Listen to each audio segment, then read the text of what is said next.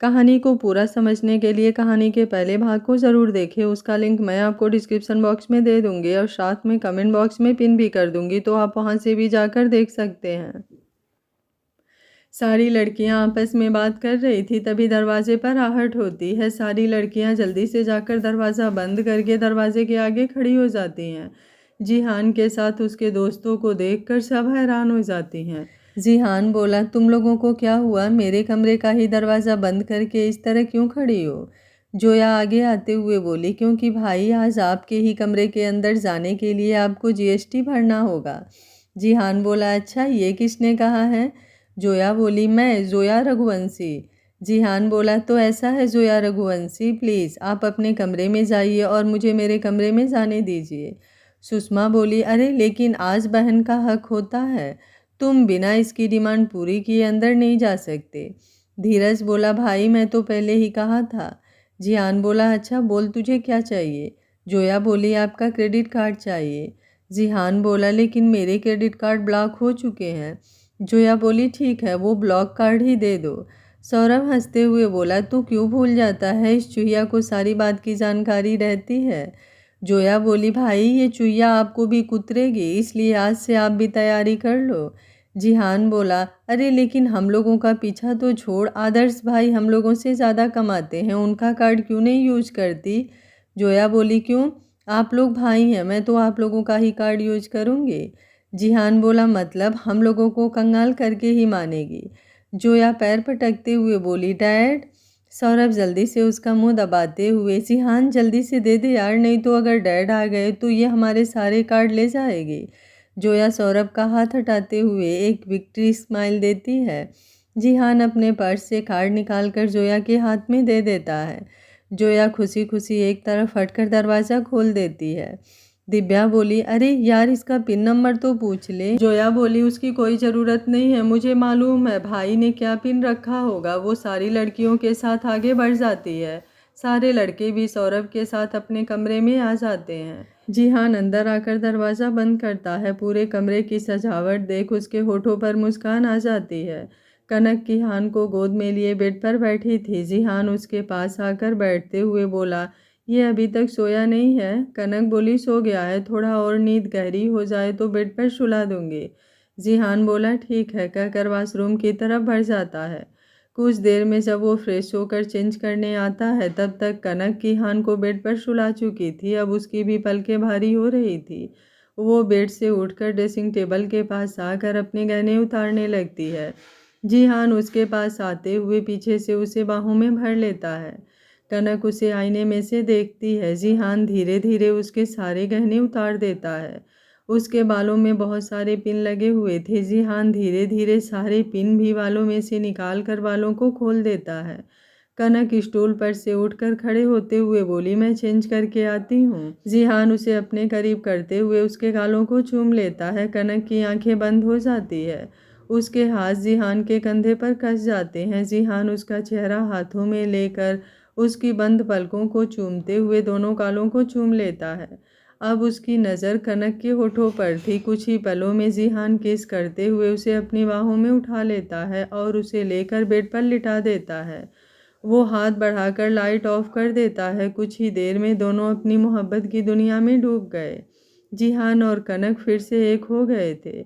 सुबह के 4 बजे कनक जिहान के सीने से लगी सो रही थी। जिहान उसके चेहरे को देख रहा था। वो उसे फिर से अपनी आगोश में ले लेता है। तभी किहान रोने लगता है। कनक की नींद नहीं खुल रही थी। जिहान कनक को ठीक से लेटाते हुए उठकर बैठते हुए किहान को अपनी गोद में ले लेता है, लेकिन वो आंखें बंद किए ही दूध पीने के लिए ढूंढ रहा था। जिहान उसे बेड पर लेटाकर कनक को जगाता है। कनक अपनी नींद भरी आंखों को खोलते हुए किहान को देखती है। वो उसे फीडिंग कराते हुए उसके बालों में हाथ फेरते हुए फिर से सोने लगती है। जिहान की नज़र जब कनक के चेहरे पर जाती है तो उसे पता चल जाता है कि कनक दर्द में है। वो कनक के सर को सहलाते हुए बोला, ग्लास में दूध ला दूं? कनक अपनी आंखें खोल बोली धीरे से, अभी ये ग्लास से दूध नहीं पीता। जिहान बोला, तो इसको कुछ खिला दीजिए। कनक बोली, दिन का वक्त होता तो कुछ खिला देती, इस समय ये आंखें ही नहीं खोलेगा। खाना तो दूर की बात है। परेशान मत होइए, थोड़ी देर में सो जाएगा। जिहान बोला, लेकिन आपको दर्द हो रहा है। कनक बोली, कुछ नहीं, ठीक हूँ मैं। जिहान कनक की गर्दन पर अपने होठों से छूते हुए बोला, मेरी वजह से हमेशा आपको इतना दर्द सहना पड़ता है। कनक बोली, आपका साथ और प्यार मुझे किसी दर्द का एहसास नहीं कराता। आपके इसी साथ के लिए तो मैं तड़पती हूँ इतने समय तक। जिहान बोला, कल से आपका खाना पीना बिल्कुल टाइम पर होना चाहिए, इस तरह आपकी तबीयत खराब हो जाएगी। किहान तब तक फिर से सो जाता है। कनक उसे ठीक से सुलाकर अपने कपड़े ठीक करते हुए बोली, ज़्यादा मत सोचिए, अभी सो जाइए, मुझे बहुत नींद आ रही है। जिहान उसे अपने सीने से लगाकर बालों में उंगलियां फेरने लगता है। कनक थोड़ी देर में ही सो जाती है। जिहान उसके माथे पर किस करके मुस्कुराते हुए वो भी सो जाता है। अगली सुबह कनक की नींद मोबाइल में लगे अलार्म की वजह से 6 बजे खुलती है। जिहान और किहान उसके पास सोए हुए थे। कनक उठने की कोशिश करती है, लेकिन जिहान के हाथ मजबूती से उसको पकड़े हुए थे। वो जिहान के बालों में उंगलियां चलाते हुए उसके सर पर किस करके धीरे से उसके हाथ को हटाती है। बाथरूम में जाकर जल्दी जल्दी फ्रेश होती है। आज उसकी रसोई की रस्म थी। वैसे वो किचन में कितनी बार खाना भी बना चुकी थी, लेकिन इस शादी के बाद ये उसका पहला दिन था। तैयार होने के बाद एक नज़र बेड पर देखती है, जहां दोनों बाप बेटे सुकून से सो रहे थे। उसके होठों पर मुस्कान आ जाती है। वो धीरे से दरवाज़ा खोल बाहर आती है। बाहर अलका जी को छोड़ अभी कोई और नहीं जगा था। कनक मंदिर में जाकर पूजा करती है। उसके बाद किचन में जाकर सबके लिए ब्रेकफास्ट बनाने लगती है। तब तक सर्वेंट भी आ जाते हैं। कनक उन्हें और दूसरे काम करने को कहती है।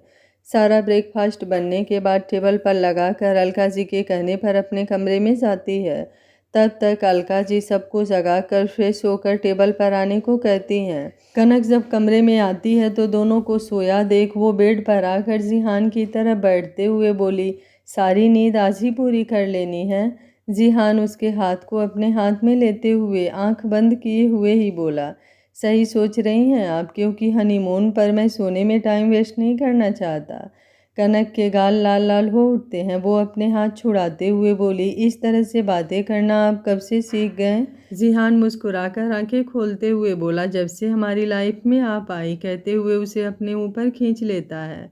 कनक बोली, क्या कर रहे हैं? जिहान बोला, लेकिन हमें सबसे पहले गुड मॉर्निंग किस चाहिए। कनक कुछ नहीं बोल पाती। जिहान उसे पलटकर अपने नीचे करते हुए उसके होठों को चूम लेता है। धीरे धीरे वो और बहक रहा था। कनक उसके बालों में उंगलियां फेरते हुए बोली, दरवाज़ा खुला है। जिहान बोला, इस समय कौन आएगा? कनक बोली, प्लीज़, सभी ब्रेकफास्ट पर वेट कर रहे होंगे, आप भी फ्रेश हो जाइए। जिहान मुंह बनाते हुए बोला, देख लीजिएगा, सारा बदला मैं हनीमून पर लूँगा। कनक मुस्कुराकर बोली, अच्छा ठीक है। जिहान उसके सर पर किस करते हुए बोला, आज शाम को हम लोग निकल रहे हैं ऊटी के लिए। कनक बोली, ओके। जिहान उसके होठों को छूते हुए बाथरूम में चला जाता है। कनक खुद को ठीक करती है, तभी उसकी नज़र किहान पर जाती है, जो उठकर चुपचाप अपने मम्मी पापा को देख रहा था। कनक हड़बड़ाते हुए बोली, बेटा आप कब जगे? किहान मुंह फुलाते हुए बोला, आप लोग कहाँ जा रहे हैं? कनक उसे अपनी गोद में लेते हुए बोली, हम लोग घूमने जा रहे हैं। किहान खुश होते हुए बोला, मैं भी जाऊँगा। कनक उसके गालों को चूमते हुए बोली, मम्मा अपनी जान को छोड़कर कैसे जाएंगी? किहान खुश हो जाता है। कनक उसे लेकर बाहर आती है। किहान अलका जी को गोद में चला जाता है। कनक कमरे में आकर जिहान के कपड़े निकाल कर फिर बेड सही करती है। तभी जिहान वॉशरूम से आकर कनक को पीछे से बाहों में भर लेता है। कनक मुस्कुराते हुए बोली, पहले कपड़े अपने पहन लीजिए। जिहान उसके गालों पर अपने होठ रखते हुए बोला, किहान जग गया था क्या? कनक बोली, हाँ शायद, जब आप ऊटी जाने के लिए कह रहे थे उसे लगा मैं उसे छोड़कर जा रही हूँ।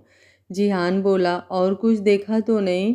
कनक बोली, अब मुझे क्या पता, अब आप अपनी हरकत पर थोड़ी रोक लगाइए, हमारे कमरे में हमारा बेटा भी रहता है। जिहान बोला, अब उसे दादा दादी के पास सुलाने की आदत लगाइए। कनक बोली, अभी वो छोटा है, इसलिए अपना दिमाग लगाना बंद कीजिए और जाकर तैयार हो जाइए। जिहान बोला, मतलब मेरे रोमांस का विलेन मेरा बेटा ही होगा? कनक हंसते हुए बोली, क्या क्या सोचते रहते हैं आप? जिहान तैयार होने लगता है। कनक कमरे से बाहर आती है। ब्रेकफास्ट पर सभी लोग बैठे थे। जिहान के दोस्त सब आज अपने घर के लिए निकलने वाले थे। सभी खाने की बहुत तारीफ करते हैं और गिफ्ट देते हैं। अलका जी कंगन देती हैं और विराज जी एक लेटेस्ट मॉडल गाड़ी, अरमान जी और अंजना जी नेकलेस, अर्जुन और कविता कानों के झुमके। जोया जिहान की तरफ देखते हुए बोली, भाई आप क्या दे रहे हैं भाभी को? जिहान एक पेपर कनक के हाथों में देता है। कनक बोली, ये क्या है? सौरभ बोला, भाभी जो बिजनेस हम दोनों का है उसका 50% की मालकिन अब आप हैं। कनक चौंकते हुए बोली, वाट? जिहान बोला, हैरान होने की कोई ज़रूरत नहीं है, सौरभ के नाम का शेयर सौरभ के पास है, केवल मैंने अपना शेयर ही आपको दिया है।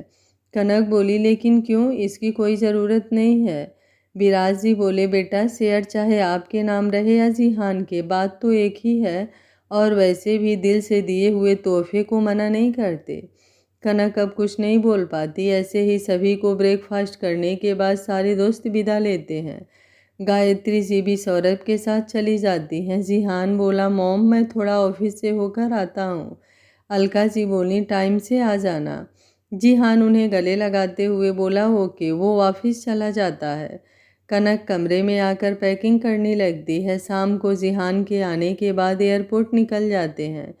किहान तो घूमने के नाम पर ही बहुत खुश था। देर रात तक वे ऊटी पहुंच चुके थे। होटल रूम में आते हुए ठंडी का एहसास हो रहा था। कनक किहान को बेड पर सुलाकर अच्छे से कंबल से ढक देती है। जिहान बोला, आप जाकर फ्रेश हो जाइए, तब तक मैं खाना ऑर्डर कर देता हूँ। कनक हाँ में सर हिलाकर वॉशरूम में चली जाती है। कुछ देर बाद दोनों खाना खाकर बेड पर लेट जाते हैं। रात के 2 बज गए थे। कनक भी थक गई थी। जिहान उसे अपनी बाहों में लेकर सो गया। अगली सुबह से उन्होंने हर जगह घूमा। दोनों ने अपने बेटे के साथ बहुत सारे स्पेशल मोमेंट एंजॉय किए, लेकिन होटल रूम में किहान के सोने के बाद जिहान कनक में डूब जाता था। कनक भी अपने इन पलों को खुलकर जी रही थी। जिहान अपना सारा प्यार अपनी बीवी और बेटे पर लुटा रहा था। तीनों बेहद खुश हैं। इसी खुशी में ये हफ्ते कैसे बीत गए पता ही नहीं चला। तीनों का वहाँ से लौटने का बिल्कुल मन नहीं हो रहा था, लेकिन घर पर काम भी ज़रूरी था। और इन 7 दिनों में सौरभ, अनुषा और जोया आदर्श की शादी की डेट भी फिक्स हो गई थी, जो 1 महीने बाद की थी। घर जाकर फिर से सारी तैयारियों में जुटना था। इसलिए जिहान कनक और किहान से इन सारी चीज़ों से निपटने के बाद फिर से कहीं घूमने जाने का वादा करता है। कनक और जिहान हनीमून से वापस लौट आए थे। उन्होंने अपना बेहतरीन पल गुजारा था एक साथ। पिछले सारी कड़वी यादों को भुलाकर दोनों अपने बेटे के साथ बेहद खुश थे। और इस खुशी में 4 चाँद लगाने के लिए सौरभ, अनुषा, जोया और आदर्श की शादी फिक्स हो गई थी। फिर से सारे फैमिली दोस्त मिलने वाले थे। दिव्या का हस्बैंड हितेश जिहान को अपना रोल मॉडल मानता था, इसलिए उसने जाते वक्त जिहान और कनक का धन्यवाद किया। जिहान उसे अपने ऑफिस में अकाउंटेंट का इंटरव्यू देने को कहा, क्योंकि दिल्ली में अकाउंटेंट ही था। दिव्या और उसका हस्बैंड हितेश रांची के रहने वाले थे, लेकिन जॉब के चलते उन्हें दिल्ली रहना पड़ रहा था। कनक ने कहा कि अगर इंटरव्यू पास कर यहाँ जॉब कर लेता है तो अपनी सारी फैमिली के साथ वो मुंबई में ही शिफ्ट हो जाए। दिव्या को भी ये बात बहुत पसंद आई, क्योंकि बाकी सारे दोस्त मुंबई और उसके आसपास ही थे। बस दिव्या ही थोड़ी दूर थी। हितेश बोला, मैं पूरी कोशिश करूँगा सर, इस अपॉर्चुनिटी को मैं हाथ से जाने नहीं दूँगा। जिहान बोला, यार दिव्या हमारी दोस्त है, तुम भी हमारे दोस्त हुए, मुझे सर तो मत कहो। सभी लोग हंसने लगते हैं। अनुरभ और सोयार्स अपने आने वाले भविष्य का सोचकर बेहद खुश थे। आदर्श ने कनक को वेडिंग गिफ्ट के तौर पर मुंबई में एक बंगलो उसके नाम लिया था। जिहान ने पहले मना किया, लेकिन आदर्श अपनी बातों से उसे मना लिया। कनक के माँ बाबा भी कनक, जिहान के साथ अलका जी और विराज जी के स्वभाव से बेहद खुश थे। जिहान ने बाबा को अपने ऑफिस में फाइल अरेंजमेंट करने के लिए रख दिया था, जिससे वो ये कभी ना सोचे कि वहाँ पर खैरात में है। अलका जी कनक की माँ दयामंती जी को अपने साथ कभी कभी एनजीओ लेकर जाती, जिससे उनका भी मन लगने लगा था। वो भी एनजीओ के कामों में हाथ बटाती और वहाँ पर बच्चों से ढेर सारा प्यार करती। बच्चे भी उन्हें बेहद पसंद करते थे। सब कुछ बेहद अच्छा चल रहा था। अमर को अपनी गलती का अफसोस तो था, लेकिन अब कुछ नहीं हो सकता था, क्योंकि अपने माँ बाप को उसने धुतकार कर अपनी किस्मत पर खुद लात मारी थी। लेकिन ये माँ बाप का ही प्यार था। कि जिहान उसे अपने ऑफिस से नहीं निकालता है, जिस कारण उसकी नौकरी सेफ रहती है। कनक ने जोया की शादी तक ऑफिस से छुट्टी ले ली थी। ऑफिस में धीरे धीरे सभी को पता चल गया था कि जिहान और कनक पहले से ही पति पत्नी हैं। इन सब के बीच अनुज अब अपने प्लान में चेंज कर लेता है। पहले उसका ध्यान केवल किहान पर था, क्योंकि किहान जिहान और कनक दोनों की कमजोरी था। लेकिन जब सक्सेस नहीं मिलती तो वो जिहान को ही रास्ते से हटाने का सोच लेता है और अपने प्लान को अंजाम देने के लिए वो जिहान पर 24 घंटे नज़र रखने के लिए एक आदमी को हायर करता है। लेकिन जिहान घर से बाहर जब भी होता उसके साथ उसके बॉडीगार्ड होते। वो एक ऐसे मौके की ताक में था कि जिहान अकेला हो, लेकिन ऐसा मौका अभी तक उसे मिला नहीं था। चारों फैमिली ने मिलकर डिसाइड किया था कि शादी अब की बार होटल से ही हो, क्योंकि दोनों शादी एक साथ थी और कनक को सभी तरफ मौजूद होना था। सभी इस पर सहमति दे देते हैं। विराज जी ने अपना ही होटल 5 दिन के लिए खाली करवा लिया। उस दिन कोई बुकिंग नहीं की गई, केवल चारों फैमिली और रिश्तेदारों के लिए होटल रखा गया। सारी तैयारियों में दिन बीतते चले जाते हैं और आज इन दोनों जोड़े की हल्दी थी। सभी एक जगह होने के कारण हल्दी में रंग जमा देते हैं। सभी लड़कियों ने मिलकर सारे बॉयज़ को स्विमिंग पूल में धक्का दे दिया था। सारे बच्चे अपनी मस्ती में गुम थे। सारे बॉयज़ गर्ल्स से बदला लेने के लिए स्विमिंग पूल से बाहर निकल अपनी अपनी वाली को गोद में उठाकर स्विमिंग पूल में उतर गए। सभी ने खूब मस्ती किया। स्विमिंग पूल में ही टिप टिप बरसा पानी गाने पर सारे जोड़े ने आग लगा दी।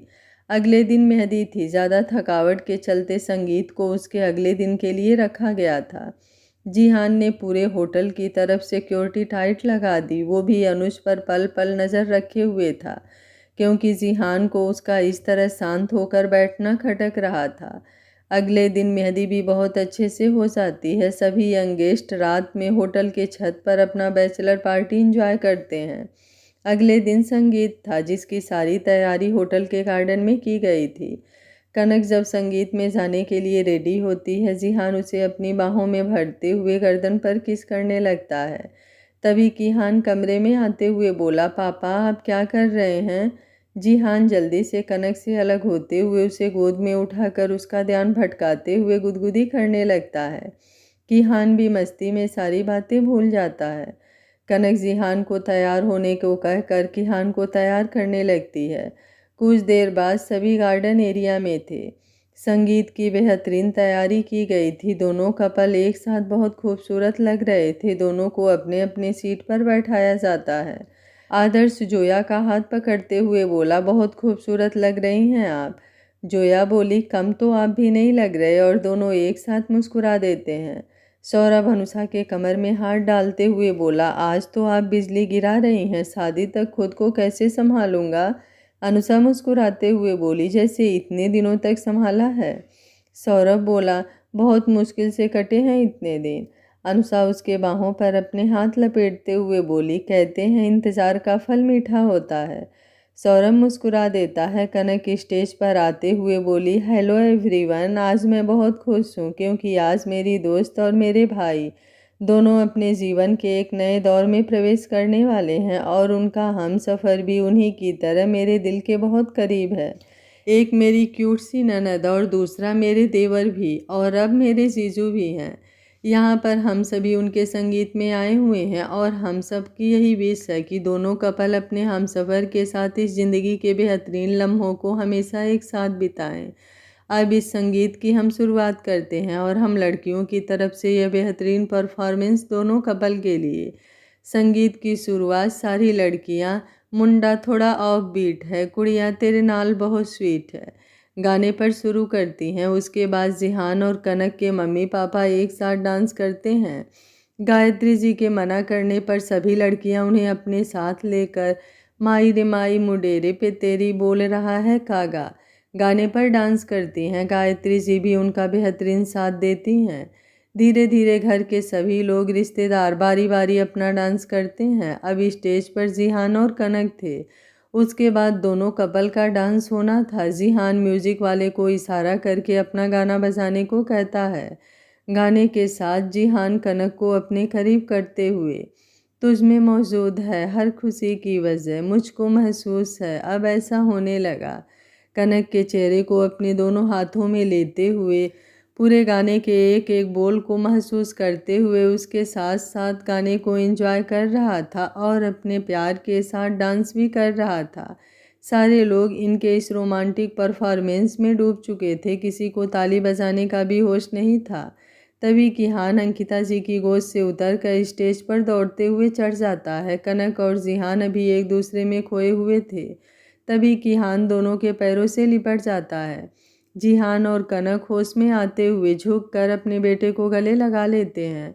चारों तरफ तालियों का शोर मचने लगता है। जिहान किहान को गोद में लेकर कनक का हाथ पकड़ स्टेज के नीचे आता है। अब स्टेज पर जोया और आदर्श से सारी लाइटें डिम हो जाती है। सारे लोग फिर से शांत होकर स्टेज पर देखने लगते हैं। गाना बजता है। जोया आदर्श के पीछे से हक करते हुए, दिल ये मेरा जब से मिला है आपसे, जाते नहीं तुम एक पल भी ख्वाब से, यादें बन के कभी, सांस बन के कभी, मिल रहे हो मुझे तुम हर जगह। आदर्श जोया के साथ ही स्टेप करते हुए एक एक बोल को गाने के साथ एंजॉय कर रहा था। डांस में फिर से पूरी महफिल डूब गई थी। लग रहा था आज मोहब्बत की दुनिया इसी जगह पर बस गई है। तालियों से पूरी महफिल में शोर मचा देते हैं। जोया और आदर्श मुस्कुराते हुए स्टेज के नीचे आते हैं। अब बारी थी अनुषा और सौरभ की। संगीत प्रोग्राम का सबसे लास्ट परफॉर्मेंस था। गाना बजता है। सौरभ अनुषा को एक हाथ से रोल करते हुए उसका पीठ अपने सीने से लगाकर गाने के बोल गुनगुनाता है। हम तुमको निगाहों में इस तरह छुपा लेंगे, तुम चाहे बचो जितना, हम तुमको चुरा लेंगे। अनुषा सौरभ की तरफ इशारा करके। सौरभ अनुषा को पीछे घुमाकर हल्का सा अपने हाथों पर झुकाते हुए। सौरभ अनुषा के गर्दन से लेकर कमर तक अपना चेहरा फिसलाते हुए, आंखों से दिल में उतर के, तेरी सांसों में बिखर के, धड़कूंगा मैं दिल बन के, सुन ले मेरे यारा, सुन ले मेरे यारा। बहुत ही ग्रेसफुल परफॉर्मेंस था। सभी ने आज संगीत का पूरा लुत्फ उठाया था। सौरभ अनुषा को लेकर नीचे आता है। सारे दोस्त एक जगह जमा होते हैं। धीरज बोला, आज एक पर एक बेहतरीन परफॉर्मेंस था, क्यों ना हम लोग कोई कंपटीशन ऑर्गेनाइज कर लें। सभी हंस पड़ते हैं। इसी तरह मस्ती करते हुए सब खाना खाकर अपने अपने कमरे में आराम करने चले जाते हैं। अगले दिन शादी थी। दोनों कपल टेरिस पर अपनी कुछ स्पेशल टाइम एक साथ गुजारते हैं। जिहान किहान के सोने के बाद कनक को अपनी बाहों में भरते हुए बोला, सोच रहा हूँ कल इन लोगों की शादी के बाद हम लोग कहीं घूमने चले। इस एक महीने में काम का बहुत ज़्यादा स्ट्रेस हो गया है। कनक बोली, लेकिन काम पर भी असर पड़ेगा क्योंकि सौरभ भी अपने हनीमून के लिए जाएंगे। जिहान बोला, तो उन लोगों के आने के बाद चलते हैं। कनक बोली, जैसी आपकी मर्जी, लेकिन मैं सोच रही थी आपके मॉम डैड भी इधर बहुत दिनों से इन सभी में बिजी हैं, तो क्यों ना मैं अपने मम्मी पापा को, अनुषा के मम्मी पापा और आपके मॉम डैड को साथ में कहीं 8-10 दिन की छुट्टियां बिताने भेज देते हैं, जिससे वे लोग भी अपनी दोस्ती के दिनों को जी लेंगे और कुछ रिलैक्स भी फील करेंगे। जिहान बोला, ये तो मैंने सोचा ही नहीं, आप बिल्कुल ठीक कह रही हैं, इन लोगों को भी एक रेस्ट की बहुत ज़्यादा ज़रूरत है। मैं कोई जगह देखकर इन लोगों को टिकट कंफर्म करता हूँ। कनक बोली, ओके अब सो जाइए, फिर कल शादी है तो रात भर जागना पड़ेगा। जिहान उसके होठों पर झुकते हुए बोला, पहले मुझे मेरा सुकून तो दे दीजिए, कहते हुए उसके होठों को चूम लेता है। कनक भी उसकी बालों में अपनी उंगलियां चलाते हुए इस एहसास में डूबने लगती है। जिहान धीरे धीरे उसके पूरे चेहरे को चूमने लगता है। जिहान के इस तरह करीब आने से कनक हमेशा की तरह पिघलने लगी थी। दोनों एक दूसरे में खो जाते हैं। रात के अगले पहर तक कनक उसके बाहों में सो गई थी। जिहान झुककर हल्के से उसके होठों को फिर से चूमते हुए अपने सीने से लगा लेता है। कुछ देर में वो भी गहरी नींद में चला जाता है। अगली सुबह चारों तरफ शादी की भगदड़ मची हुई थी। सभी अपनी अपनी तैयारियों में लगे हुए थे। बारात होटल के चारों तरफ से ही घुमाकर होटल के मेन गेट पर लाना था। दोनों दुल्हन को तैयार करने ब्यूटिशियन आ गई थी। बाकी लड़कियां भी पार्लर में जाकर तैयार होकर आ गई थी। अनुषा और जोया के तैयार होने के बाद कनक आदर्श के कमरे में जाती है। आदर्श भी तैयार हो चुका था। अंकिता जी जिहान को बुलवा कर आदर्श के सर पर सेहरा बंधवाती है। आदर्श शेरवानी में बहुत हैंडसम लग रहा था। जिहान उसके बाद सौरभ के कमरे में जाता है। सारे दोस्त सौरभ की टांग खींच रहे थे। इसी तरह मस्ती मजाक करते हुए दोनों दूल्हे रेडी होते हैं। गायत्री जी और अंकिता जी अपने अपने बेटे की नज़रें उतारते हुए बाहर लेकर आती हैं। जिहान दोनों को घोड़ी पर बैठाता है। किहान आदर्श के साथ घोड़ी पर आगे बैठता है। सारे दोस्त जमकर नाचते हैं। सारी लड़कियां भी उन्हें ज्वाइन कर लेती हैं। होटल के ही चक्कर लगाने में सभी 2 घंटे लगा देते हैं। फिर बारात मेन गेट पर पहुंचती है, जहां पर जिहान जोया के भाई की तरफ से अपनी डैड के साथ आदर्श का स्वागत करता है। आयुष और उसके पापा सौरभ का स्वागत करते हैं। सभी गार्डन एरिया में आते हैं, जहां पर दोनों दूल्हे की द्वार पूजा की रस्म होते हुए स्टेज पर लाया जाता है। कुछ देर में दुल्हन की एंट्री होती है। दोनों दूल्हे की नज़र अपनी दुल्हन से हट नहीं रही थी। हमेशा की तरह जिहान की नज़र कनक पर ही थी, जबकि कनक के तैयार होने के वक्त भी कितना परेशान किया था। लेकिन जिहान का मन कनक से भर सकता था, भला जो अब भरता। मस्ती मजाक के बीच वरमाला की रस्म भी पूरी होती है। कुछ देर फोटो सेशन करने के बाद शादी की विधियां आरंभ हो जाती है। दोनों कपल सारे विधि विधान को निभाते हुए पति पत्नी के बंधन में बंध जाते हैं। आदर्श जोया और सौरभ अनुषा के मांग में सिंदूर डालकर मंगलसूत्र पहनाते हुए इस रिश्ते में बंध गए थे। मंगलसूत्र पहनाने के बाद पंडित जी विवाह संपन्न कर अपने अपने बड़ों का आशीर्वाद लेने के लिए कहते हैं। दोनों जोड़े पंडित जी को प्रणाम कर अपने अपने माता पिता का आशीर्वाद लेते हैं। फिर उसके बाद जितने घर में बड़े थे सभी का पैर छूकर आशीर्वाद लेते हैं। लेकिन जूते पहनते वक्त दोनों दूल्हे के जूते फिर से गायब हो चुके थे। सौरभ अपने हाथ खड़े करते हुए बोला, भाई आप लोगों की जो डिमांड है वो बता दीजिए, क्योंकि मैं तो आप लोगों से जीतने से रहा। कनक बोली, अरे वाह, ये पहले दूल्हा होंगे जो पहले ही हार मान ले। सौरभ बोला, मैं जिहान की शादी में ही देख चुका हूँ, लड़कियाँ अपना डिमांड पूरा करवा कर ही रहती हैं, इसलिए आप लोग अपना अपना डिमांड बता दीजिए। आदर्श के जूते जोया की कुछ सहेलियाँ और कजिन हाथ में लिए खड़ी थी। आदर्श बोला, बता भी दीजिए इस जूते की कीमत क्या होगी। जोया की सहेलियां बोली, जीजू हमने सुना है आप बहुत बड़े बिजनेसमैन हैं, तो हम लोगों को मुंबई के सबसे एक्सपेंसिव मॉल में खरीदारी करने का पास दिलवा दीजिए। तभी आदर्श कुछ बोलता, तब तक जोया बोली, तुम लोग पागल हो गई हो। सौरभ और जिहान हंसते हुए बोले, अरे वाह, हमारे रुपए लूटते वक्त ये पागलपन नहीं दिखता था। सुषमा बोली, अरे जोया तुम तो आज से ही आदर्श के पैसे बचा रही हो। जोया बोली, इसमें पैसे बचाने की बात कहाँ से आ गई, मैं रुपए देने से थोड़ी मना कर रही हूँ। जोया की सहेलियाँ बोली, देख जोया, ये हम लोगों के और जीजू के बीच की बात है, तो इसलिए तू बीच में मत पड़। जोया बोली, लेकिन आदर्श मुस्कुराते हुए जोया का हाथ पकड़कर बोला, कोई बात नहीं, आप लोगों को 2 घंटे में पास मिल जाएंगे। आप अपने नाम मेरे असिस्टेंट को बता दीजिए। आदर्श का असिस्टेंट वहीं पर था। वो आगे बढ़ते हुए एक डायरी और पेन लेकर, मैम आप लोग अपना नाम बता दीजिए। जोया की 2 सहेलियां और 2 कजिन थे, चारों अपना नाम बताने लगती हैं। धीरज बोला, लेकिन इस पास में ऐसा है क्या? जोया बोली, इस पास को लेकर जब ये जाएंगी तो जितनी भी खरीदारी करेंगी वो सारे पैसे आदर्श के अकाउंट से कटेंगे। सुषमा और दिव्या चीखते हुए बोली, क्या? दीपा और अनीता तो बेहोश होने का नाटक करने लगती हैं। विनीत बोला, अच्छा इसलिए इस तीखी मिर्ची को तीखा लग रहा था। जोया बोली, भाई मैं कोई तीखी मिर्ची नहीं हूँ। सौरभ बोला, देखिए मैं पहले ही बता देता हूँ भाई, मेरे पास कोई पास वास नहीं है। कनक हंसते हुए बोली, डरिए मत, हम लोगों को ये पास चाहिए भी नहीं। अनुषा बोली, क्योंकि ये तो भाई का ही मॉल है, हम लोग तो इसी तरह जाते हैं। अनीता बोली, हो तेरी की, इसलिए भाई ने इतनी जल्दी पास बनवा दिए। आदर्श मुस्कुरा पड़ता है। कनक बोली, हम लोगों को ज़्यादा नहीं, जितनी लड़कियां हैं उतने लाख का चेक दे दीजिए। सौरभ बोला, अरे बाप रे, मतलब 5 लाख?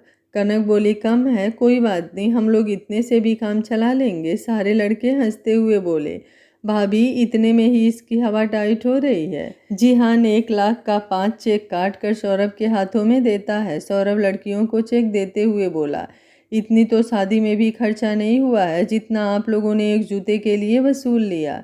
कनक बोली, चिंता मत कीजिए, दुल्हन भी ऐसी दी है कि उसे काम छोड़कर घर पर रहना पसंद है, इसलिए सारी तैयारी कर लीजिए। अनुषा बोली, अरे तो मुझे कमाने की ज़रूरत ही क्या है, दिव्या हंसते हुए बोली, सौरभ अब तो तू लुटने के लिए तैयार ही रह, क्यों अनुषा? अनुषा मुस्कुराते हुए बोली, अरे जब मेरा पति कमा कर लाएगा तो कोई खर्च करने के लिए भी तो होना चाहिए ना। सभी हंसते हुए बोली, बिल्कुल ठीक कहा। ऐसे ही मस्ती मजाक के बीच विदाई की रस्म कराई जाती है। दोनों दुल्हनें अपने परिवार से मिलते हुए नम आंखों से अपने पति के साथ अपने नए घर के लिए निकल पड़ती हैं। अंकिता जी दादा दादी के साथ तैयारी करने के लिए पहले ही घर चली गई थी। इधर गायत्री जी अलका जी के साथ अपने घर आ गई थी। आदर्श जोया के साथ अपने घर पहुंचता है। इधर सौरभ भी अनुषा को लेकर अपने घर आता है।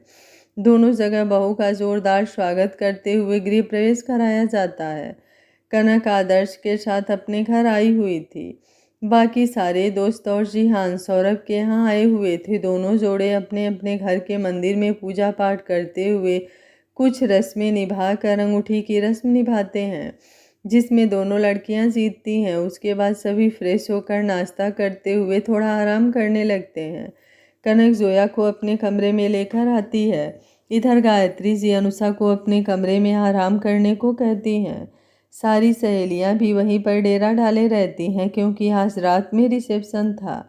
रिसेप्शन भी होटल में ही रखा हुआ था। कनक जोया के साथ बेड पर लेट जाती है। किहान भी वहीं सोया हुआ था। कनक जोया को अपने कमरे में लेकर आती है। सभी लोग आराम करने लगते हैं, क्योंकि रात में फिर रिसेप्शन में भी जाना था।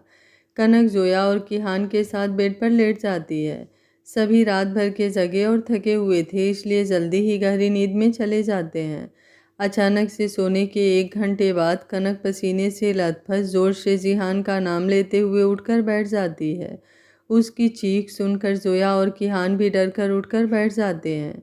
जोया की नज़र कनक पर पड़ जाती है। कनक पूरी तरह से पसीने से भीग गई थी और गहरी गहरी सांसें ले रही थी।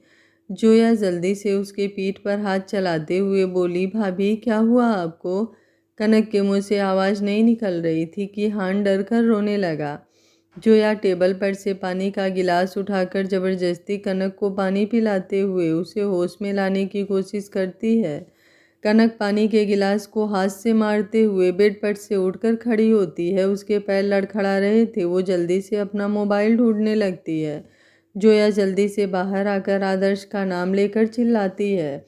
उसकी चिल्लाहट सुन आदर्श और घर के बाकी लोग भी जल्दी से दौड़कर आ जाते हैं। जोया आदर्श का हाथ पकड़ते हुए बोली, कनक को कुछ हो गया है, उससे ज़्यादा कुछ नहीं कहा जाता। आदर्श जल्दी से जोया के साथ कमरे में आता है। तब तक कनक मोबाइल को ढूंढकर उसमें जिहान को कॉल कर रही थी। वो बिल्कुल पागल हो उठी थी। जिहान का फ़ोन नॉट रीचेबल बता रहा था। कनक गुस्से से अपना मोबाइल दीवार पर फेंकते हुए जोर से चिल्लाती है, जान। आदर्श आकर उसे पकड़ते हुए बोला, कनक क्या हुआ बच्चा? कनक आदर्श से छूटते हुए बोली, भाई जिहान का फ़ोन नहीं लग रहा है, जल्दी से पता कीजिए वो कहाँ है। अंकिता जी बोली, तू इतनी परेशान क्यों है? वो भी तो थक गए होंगे और अभी सो रहे होंगे, इसलिए फ़ोन स्विच ऑफ कर दिया होगा। कनक बाहर की तरफ भागते हुए, जल्दी से पता कीजिए कि वो कहाँ है। आदर्श दौड़ते हुए उसे पकड़कर बोला, पहले तू शांत हो जा, मैं कॉल करता हूँ। देख, तुझे देखकर किहान रो रहा है। लेकिन इस वक्त कनक को कोई होश नहीं था। वो जल्दी से अपना मोबाइल उठाते हुए स्विच ऑन करने की कोशिश करती है, लेकिन मोबाइल दीवार पर जोर से पटकने के कारण खराब हो चुका था। आदर्श जल्दी से अपना मोबाइल लेते हुए जिहान को कॉल करता है, लेकिन उसका मोबाइल नॉट रीचेबल बता रहा था। आदर्श सौरभ को कॉल करता है। सौरभ अभी अपने कमरे में गहरी नींद में था, इसलिए रिंग तो जाती है, लेकिन वो मोबाइल नहीं उठाता। कनक आदर्श के पास आते हुए बोली, भाई फ़ोन लगा उनका? आदर्श ना में सर हिला देता है। कनक बोली, भाई मुझे कुछ ठीक नहीं लग रहा है, मुझे ढूंढना होगा उनको। कहते हुए वो फिर से बाहर भागती है। सभी लोग परेशान हो जाते हैं। सीढ़ियों पर अचानक से कनक के कदम लड़खड़ा जाते हैं, लेकिन वो गिरती उससे पहले ही दौड़कर हर्ष जी उसे पकड़ लेते हैं।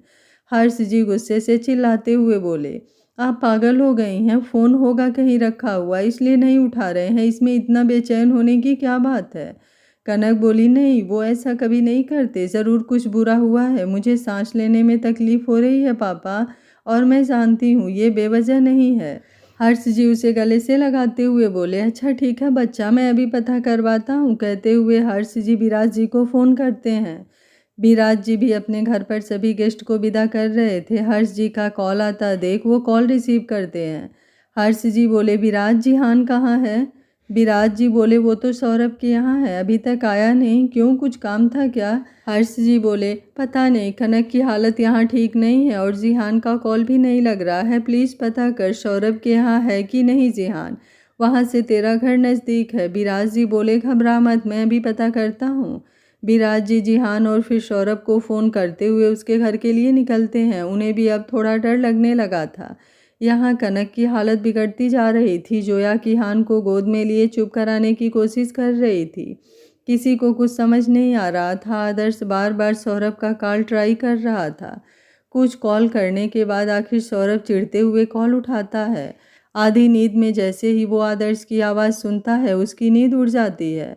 आदर्श बोला, सौरभ कहाँ थे आप? एक कॉल आप नहीं उठा सकते हैं? सौरभ बोला, भाई वो मैं सो रहा था, लेकिन आप इतने परेशान क्यों हैं? आदर्श बोला, वहाँ पर जिहान है क्या? अगर है तो जल्दी से बात कराओ। सौरभ बेड से उठते हुए बोला, भाई वो तो मेरे ही कमरे में था, लेकिन अभी नहीं है, मैं बाहर देखता हूँ। आदर्श बोला, प्लीज़ जल्दी देखो और जल्दी खबर करो, कॉल कट मत करना। सौरभ बाहर आता है, तब तक विराज जी भी हाल में पहुंचते हुए जिहान को आवाज़ लगाते हैं। गायत्री जी जो अभी ही थोड़ा रेस्ट करने के लिए गई थी, वो विराज जी की आवाज़ सुनकर बाहर आती हैं। तब तक सौरभ भी बाहर आते हुए जिहान को आवाज़ लगाता है, लेकिन जिहान कहीं नहीं था। विराज जी बोले, सौरभ जिहान कहाँ है? सौरभ बोला, पता नहीं अंकल, वो तो मेरे साथ ही सोने के लिए कमरे में आया था, लेकिन अभी जब मेरी नींद टूटी तो कमरे में नहीं है। आवाज़ सुन बाकी सारे दोस्त और कुछ सौरभ के 2-4 रिश्तेदार थे जो सभी बाहर आते हैं। जैसे ही सबको खबर मिलती है कि जिहान कहीं नहीं है, सभी बेचैन हो जाते हैं। सौरभ बोला, आदर्श भाई, जिहान का यहाँ कहीं पता नहीं चल रहा, किसी को नहीं पता कि वो कहाँ है। आदर्श बोला, यहाँ कनक की हालत ख़राब है, तुम लोग जहाँ अंदाज़ा लगा सकते हो वहाँ जाकर ढूंढो। सौरभ बोला, जी भाई। विराज जी वहीं धम्म से बैठ जाते हैं। अलका जी गायत्री जी के साथ ही थीं। वो भी विराज जी को झकझोरते हुए बोली, हुआ क्या है? आप लोग इस तरह से जिहान को क्यों ढूंढ रहे हैं? और जिहान कहाँ है? गायत्री जी अलका जी को पकड़ते हुए बोली, अलका जी प्लीज़ शांत हो जाइए, जिहान यहीं होगा, वो हमें मिल जाएगा। विराज जी बोले, हर्ष का फ़ोन आया था अचानक से, वहाँ पर कनक बेचैन हो गई है, उसकी हालत ख़राब हो रही है, वो बार बार जिहान को बुला रही है, अब मुझे भी डर लग रहा है। ऐसा तो कभी नहीं हुआ, आज उसका फ़ोन भी नहीं लग रहा है। सारे दोस्त बाहर जाकर सभी जगह जिहान को ढूंढते हैं। सौरभ ऑफिस में फ़ोन करके भी पता करता है, लेकिन जिहान वहाँ पर भी नहीं पहुँचा था। अनुषा सौरभ का हाथ पकड़ते हुए बोली, प्लीज़ हमें घर जाने दीजिए, पता नहीं वहाँ पर कनक का क्या हाल होगा। सौरभ गायत्री जी की तरफ देखता है। गायत्री जी बोली, घबराओ मत बेटा, हम सब लोग चलेंगे। सारे दोस्त जल्दी जल्दी गाड़ी निकालते हैं। विराज जी अब गाड़ी चलाने की स्थिति में नहीं थे। सौरभ उन सभी को अपने साथ लेकर जाता है, लेकिन कनक के घर यहाँ से लगभग 1 घंटे की दूरी पर था। वे लोग वहाँ पहुँचते हैं, तब तक कनक बेहोश हो चुकी थी। आदर्श डॉक्टर को बुलाता है। डॉक्टर कनक को चेक करते हुए बोले, कुछ समझ नहीं आ रहा है, अचानक बीपी लो हो गया है, इनकी सांसें धीरे धीरे कम पड़ रही हैं, अभी हॉस्पिटल लेकर चलिए। आदर्श जल्दी से कनक को अपनी गोद में उठाते हुए ड्राइवर को गाड़ी निकालने के लिए कहता है। वो गाड़ी में बैठ रहे थे, तभी सौरभ और विराज जी सभी के साथ पहुंचते हैं। आदर्श कनक को सीट पर बैठाकर उसके पास बैठते हुए जल्दी से हॉस्पिटल की तरफ जाता है। सभी लोग उनके पीछे हॉस्पिटल आते हैं। कनक को जल्दी से आईसीयू में भर्ती किया जाता है, लेकिन ऑक्सीजन मास्क लगाने के बाद भी उसे ठीक से सांस नहीं आ रही थी। डॉक्टर के चेहरे पर परेशानियां झलकने लगती हैं। वे बाहर आते हुए बोले, देखिए आप लोग इतनी भीड़ मत लगाइए। आदर्श बोला, मेरी बहन कैसी है डॉक्टर? डॉक्टर अपना सर नीचे करते हुए बोले, हम अपनी पूरी कोशिश कर रहे हैं, लेकिन कुछ समझ नहीं आ रहा, उन्हें कोई बीमारी नहीं है, लेकिन सांसें नॉर्मल नहीं हो पा रही है। तभी अचानक से नर्स बाहर आकर, डॉक्टर पेशेंट को होश आ गया है। डॉक्टर जल्दी से अंदर जाते हैं। तब तक कनक अपने चेहरे पर लगे ऑक्सीजन मास्क को नोचकर फेंकते हुए बेड से उतरने की कोशिश कर रही थी। डॉक्टर बोले, ये क्या कर रही हैं आप? देखिए अभी आपकी तबीयत ठीक नहीं है। कनक अपनी आंखों को जबरदस्ती खोलते हुए बोली, इस वक्त मुझे मत रोको, मुझे अपने जिहान के पास जाना है। तभी आदर्श और सौरभ अंदर आते हुए बोले, कनक क्या कर रही हो बच्चा? कनक बोली, भाई जिहान मिले, कहाँ है वो? सौरभ बोला, भाभी वो एक जगह काम से गया है। कनक बोली, तो मुझसे बात कराइए, फ़ोन क्यों नहीं लग रहा है उनका? आदर्श बोला, जहाँ पर है वहाँ थोड़ा नेटवर्क प्रॉब्लम होता है। सबको धक्का देकर कनक रूम से बाहर जाते हुए बोली, सब झूठ बोल रहे हैं, मुझे खुद ही जान को ढूंढना होगा। आदर्श सौरभ उसके पीछे आते हैं। कनक रूम के बाहर आकर अनुषा को देखकर बोली, अनुषा अपना मोबाइल दे। अनुषा उसे संभालते हुए अपना मोबाइल देती है। कनक वहीं पर एक बेंच पर बैठते हुए कहीं पर फ़ोन करती है। हेलो, मैं कनक बोल रही हूँ, मैं एक नंबर बता रही हूँ, मुझे जल्दी से ट्रेस करके बताओ कि वो कहाँ है, एकदम एग्जैक्ट लोकेशन चाहिए। वो जिहान का नंबर बताती है। आदर्श उसके पास आकर बोला, बच्चा जिहान ठीक है, तू पहले खुद को शांत कर। कनक गहरी सांस लेते हुए, शांति तो मुझे रखना ही होगा भाई, जब तक ये सांस चलेगी मेरे जान सच में ठीक होंगे। कुछ देर में जिस नंबर पर कॉल की थी उस नंबर पर उधर से कॉल आने लगता है। कनक जल्दी से कॉल रिसीव करते हुए बोली, पता चला? उधर से यस। कनक बोली, कहाँ हैं? उधर से आदमी कुछ बताता है। कनक जल्दी से बोली, इस मोबाइल पर लोकेशन भेजो। अब तक विराज जी जिहान के सारे बॉडीगार्ड से पूछताछ करते हैं, लेकिन बॉडीगार्ड बताते हैं कि जिहान सर ने हमें कुछ नहीं बताया था, ना ही वो हमें अपने साथ ले गए, उन्होंने मना कर दिया था। कनक के मोबाइल में लोकेशन आ जाता है। वो आदर्श को लोकेशन दिखाते हुए बोली, भाई मुझे इस जगह पर जाना है। आदर्श हाँ में सर हिलाते हुए कनक को लेकर हॉस्पिटल के बाहर आता है। जैसे ही वो गाड़ी में बैठता है, सौरभ और बाकी दोस्त भी उसके पीछे आते हैं। आदर्श बोला, कुछ लोग यहाँ पर फैमिली के देखभाल के लिए रुकिए और कुछ हमारे पीछे आइए। विराज जी बोले, बेटा मुझे भी चलना है। आदर्श उन्हें अपनी गाड़ी में बैठाता है। बाकी सब भी धीरे धीरे अपनी अपनी गाड़ियों में उसकी गाड़ी का पीछा करते हैं। हर्ष जी अनुषा के पापा को सबकी देख रेख करने को कहते हैं, क्योंकि घर की औरतें यहीं पर थीं। अनुषा के पापा उन सबको घर लेकर आते हैं। अलका जी को गायत्री जी और अंकिता जी मिलकर संभाल रही थी। किहान बार बार अपने मम्मा को ढूंढ रहा था। जोया किसी तरह उसे बहला फुसला कर घुमा रही थी। कनक को उस लोकेशन का पीछा करने में 1.5 घंटे का समय लग जाता है, लेकिन वो जगह मुंबई से बाहर की तरफ जा रही थी। आदर्श बोला, कनक ये कौन सी जगह है? कनक बोली, मुझे भी नहीं पता भाई, लेकिन जिहान का मोबाइल यहीं पर ट्रेस हुआ है। सभी लोग उतरकर ढूंढने लगते हैं, क्योंकि ये जंगल एरिया था। सड़क के दोनों ओर केवल जंगल ही जंगल दिखाई दे रहे थे। आदर्श बोला, तू गाड़ी में ही बैठ, मैं देखता हूँ। कनक बोली, नहीं भाई, मुझे जिहान के पास जाना है। कहते हुए वो भी सड़क से नीचे उतरते हुए जंगल की तरफ देखती है। तभी आदर्श को जिहान की गाड़ी दिखती है। आदर्श बोला, कनक ये जिहान की गाड़ी है। विराज जी, कनक और आदर्श दौड़ते हुए उस गाड़ी के पास जाते हैं। गाड़ी एक पेड़ से टकराई हुई थी, लेकिन गाड़ी की ज़्यादा बुरी हालत नहीं थी। कनक गाड़ी के दरवाज़ा खोलने की कोशिश करती है। आदर्श दरवाज़ा खोलकर देखता है, लेकिन अंदर कोई नहीं था। आदर्श बोला, इसमें तो कोई भी नहीं है। कनक के कदम फिर से लड़खड़ाने लगते हैं। आदर्श कनक को संभालते हुए बोला, जिहान यहाँ नहीं है, मतलब वो ठीक ही हो। यहाँ आसपास ढूंढते हैं। तब तक सभी उनके पास पहुँच चुके थे। सभी मिलकर चारों ओर जिहान को ढूंढते हैं। तभी विराज जी को एक जगह गिरे खून पर नजर जाती है और वो देखते ही आदर्श को बुलाते हैं। आदर्श के साथ सभी दोस्त आते हैं। सभी उस खून का पीछा करते हुए एक जगह पहुंचते हैं, लेकिन वहां कुछ भी नहीं दिख रहा था। अचानक से कनक एक जगह बैठकर वहां पर गिरे सारे पत्तों को हाथों से हटाने लगती है। आदर्श बोला, तू ये क्या कर रही है बच्चा? कनक बोली, भाई जल्दी से यहाँ की मिट्टी हटाइए, ये मिट्टी अभी अभी उकेरी गई थी। सभी ध्यान से देखते हैं, वहाँ पर कुछ था तो नहीं। सभी हाथों से ही कोशिश करके मिट्टी हटाने लगते हैं। मिट्टी अभी ही भरा गया था, इसलिए हटाने में ज़्यादा दिक्कत नहीं होती, लेकिन अंदर मिट्टी हटाते ही सबकी चीख निकल जाती है, क्योंकि वहाँ पर जिहान की बॉडी थी। कनक उसके चेहरे पर से मिट्टी हटाते हुए जोर से भींचती है, जान, और फिर बेहोश हो जाती है। विराज जी भी खुद को संभाल नहीं पाते और वहीं पर गिर जाते हैं। कदम तो सबके लड़खड़ा गए थे, लेकिन सारे दोस्त और आदर्श मिलकर जिहान को वहां से निकालते हैं। सौरभ जिहान का गाल थपथपाते हुए, यार ये कैसे हो गया? सभी की आंखों में आंसू आ जाते हैं। हर्ष जी विराज जी को उठाने की कोशिश करते हैं। आदर्श जिहान के दिल के पास अपने कान ले जाकर चेक करता है। आदर्श चिल्लाते हुए बोला, सौरभ अभी इसकी सांसें चल रही है, जल्दी से हॉस्पिटल लेकर जाना होगा। ये सुनते ही जैसे सबके शरीर में जान आ जाती है। आदर्श कनक को गाड़ी में लेटाता है। हर्ष जी धीरज और विनीत की मदद से विराज जी को भी उठाकर गाड़ी में बैठाते हैं। सौरभ आदर्श की हेल्प से जिहान को लेकर गाड़ी में आता है। गाड़ियाँ फिर से हॉस्पिटल की तरफ घूम जाती है। आदर्श हॉस्पिटल में फ़ोन कर डॉक्टर को सारी सिचुएशन समझाते हुए सारी तैयारी करने को कह देता है। आज जैसे सभी के प्राण हलक में अटके हुए थे। लगभग हॉस्पिटल पहुंचने में 1 घंटे लग जाते हैं। जल्दी से वार्ड बॉय स्ट्रेचर पर जिहान को लेकर अंदर जाते हैं। कनक और विराज जी को भी एडमिट किया गया था। इस वक्त हॉस्पिटल में सारे दोस्त और हर्ष जी थे। बाकी सभी घर चले गए थे। आदर्श बोला, पापा घर पर फ़ोन करके बता दें क्या? हर्ष जी बोले, अभी नहीं, यहाँ पर 3 जिंदगी अधर में लटकी है, हम किसी को नहीं संभाल पाएंगे।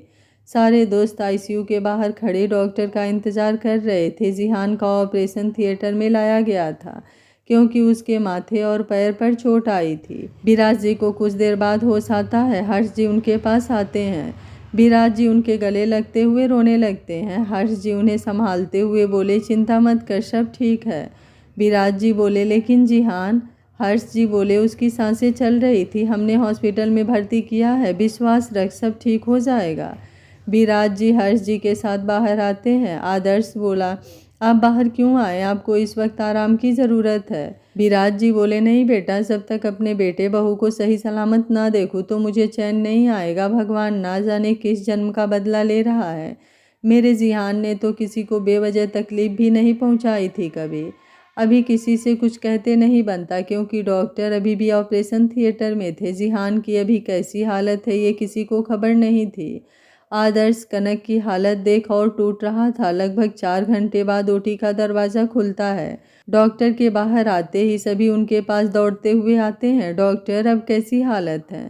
आगे क्या होगा इस कहानी में जानने के लिए देखते रहिए कहानी का अगला भाग। अगर आपको कहानी अच्छी लग रही है तो वीडियो को लाइक, शेयर एंड चैनल को सब्सक्राइब कर लीजिएगा। Thank you for watching. मिलते हैं कहानी के अगले भाग में।